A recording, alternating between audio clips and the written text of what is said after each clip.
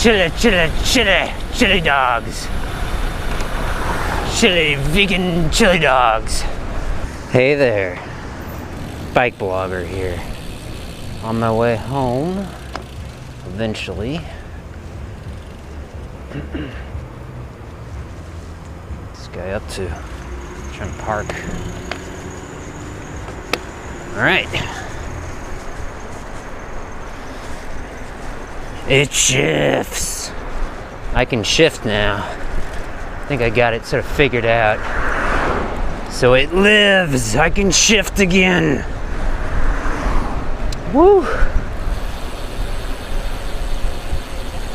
Tonight, I wanted to talk about how many times do you shift your bicycle?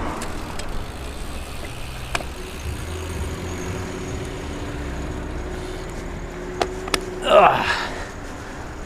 You'll notice I don't shift very often.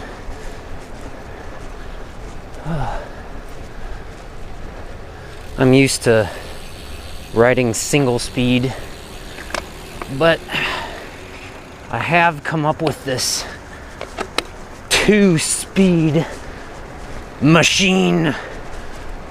It's upshift. Still getting a little better at it, trying to do it a little more smoothly. I still got to check the chain line and make sure I don't have too long of a chain. And other good stuff.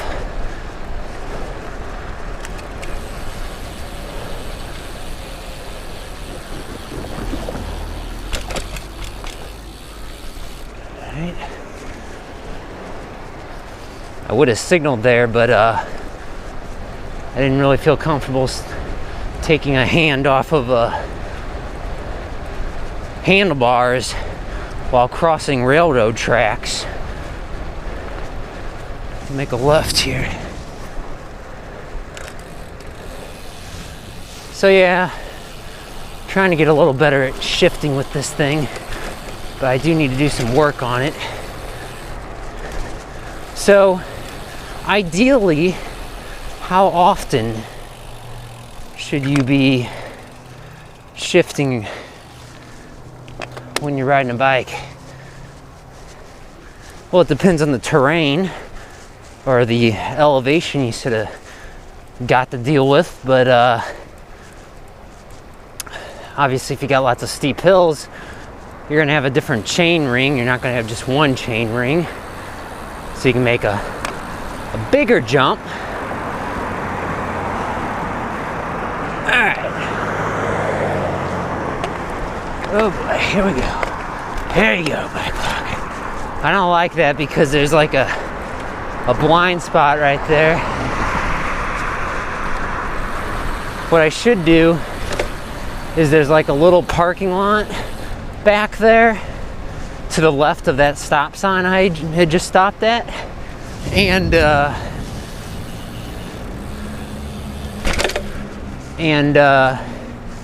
it's like abandoned or something. So I've thought about maybe rolling into that. It's just, I worry about, puncturing a tire if there's like all sorts of junk sitting around in the parking lot, but also it seems like it's a little, I don't know, further down maybe. It's all right though. Pedestrian.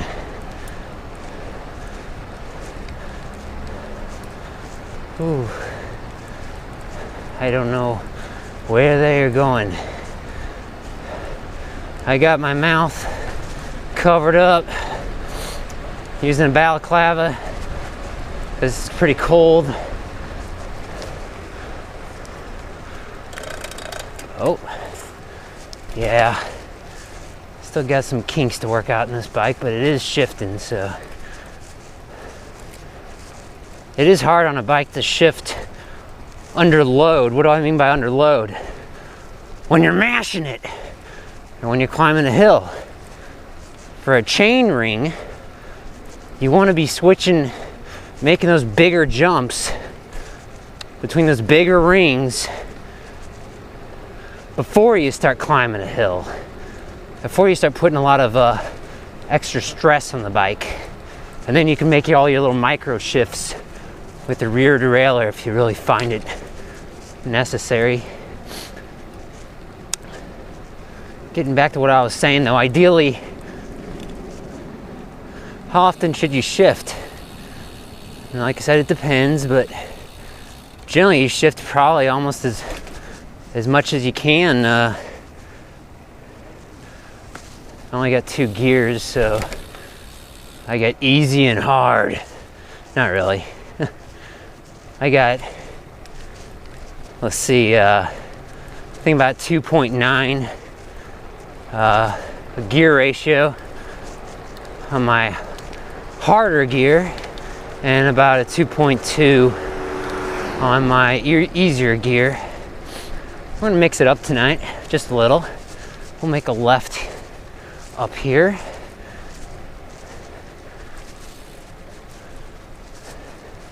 Just looking in that tunnel. I don't know who owns that. I think the railroad company owns that tunnel that I just passed. I think someone commented on my blog saying they had looked up maps or something, and it used to be for a streetcar line or something. I don't know. Okay, is this? Oh, I think that's no outlet. I think I need to go up here. Make a right here. There you go. I obviously don't ride multi-speed a lot. Or I don't have a lot of experience with it. But if I had to guess, you'd want like about 10 favorite gears that you swap between. You know, maybe 5 on a big ring and 5 on a small ring, chain ring that is. It's gonna go down again. Yeah, this setup here on my bike is very sensitive. I don't know if it's probably because I didn't set it up, just tweaked it just right. But it could just be Shimano Sora. You know, this is old generation stuff. It could just be that it's not machined to allow for a greater. Do I stop here? There's no stop sign. Oh wait, okay, so now I know where I am. There's no stop sign there, but all right, so we're back on the regular path here. But maybe it's not machined to allow for a greater percent air, you know, like a tolerance. You know, you gotta get it just right, otherwise it won't really work. Maybe some more expensive stuff is or maybe it's just as finicky. I don't know. It works, that's all that matters to me. Only issue is if it's not shifting right, then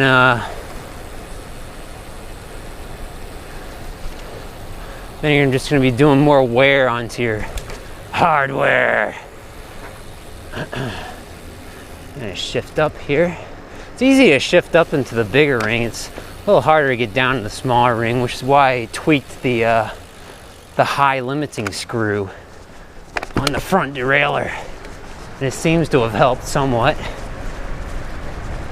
Oh, woo! Chili, chili, chili, chili, chili dogs. Chili, vegan chili dogs. Woo! Okay.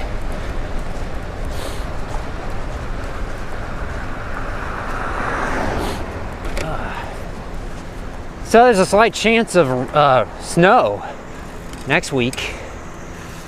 I'm gonna stop here.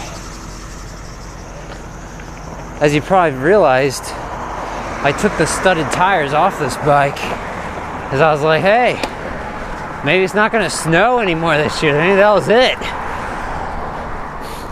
But if we do get some more precipitation, some more ice especially,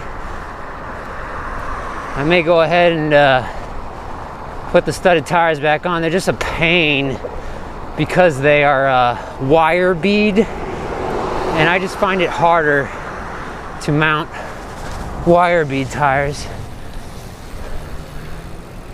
Stopping for that one guy. Oh well, that's the way it works. Whew. Alright, make a left here.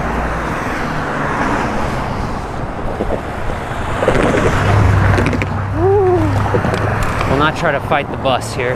We'll let him go. Oh, he's got to stop for the railroad tracks.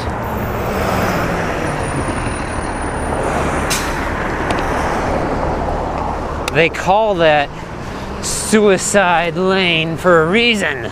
Turning lane, that is. Be especially careful when you're like between traffic like that, waiting to make a turn, because one slip, you fall over, you get right into someone's path and get run over. So you gotta be careful. Never happened to me, but I could see it happening if I'm not careful, so be careful out there. Oh yeah, how many times did I shift in this video? Post in the comment section below, and we'll see who's right, who's wrong. And we'll leave it at that. Woo.